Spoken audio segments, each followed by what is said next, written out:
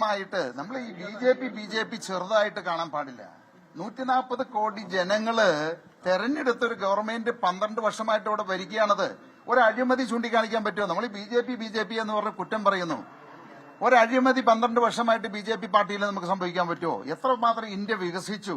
അപ്പൊ ഞങ്ങൾ ഇന്ന് ഇന്ത്യ ഭരിക്കുന്ന ഏറ്റവും നല്ലൊരു ചോയ്സ് ഞങ്ങൾ ഏറ്റെടുത്തു. ഇനിയുള്ള യാത്ര ഇന്ത്യക്കൊപ്പം തീർച്ചയായിട്ടും കേരളത്തിൽ ചൂടുറപ്പിച്ച് നിൽക്കുമെന്നാണ്. കേരളത്തിലേക്ക് തിരിച്ചു കൊണ്ടുവരിക എന്നുള്ളത് NDAയുടെ ആവശ്യമായിരുന്നു, നരേന്ദ്രമോദിജിയുടെ ആവശ്യമായിരുന്നു. എന്റെ പ്രസൻസ് അല്ലെങ്കിൽ എന്റെ സേവനം കേരളത്തിന് ആവശ്യമുണ്ടെന്ന് BJPയും NDAയും തീരുമാനിച്ചു. ആ ഉറപ്പ് അംശയെന്ന് കിട്ടിക്കഴിഞ്ഞു. നമുക്ക് അങ്ങനെയുള്ള കാര്യങ്ങള് ഞാൻ പറഞ്ഞല്ലോ, BJP എന്ന് പറയുന്നത് ഒരു വ്യക്തിയിൽ നിൽക്കുന്ന ഒരു പ്രസ്ഥാനമല്ല.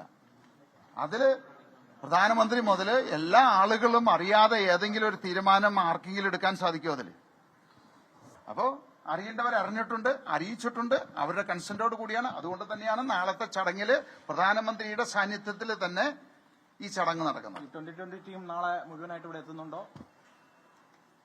അത് ആവശ്യമുള്ള ആളുകൾ വരും.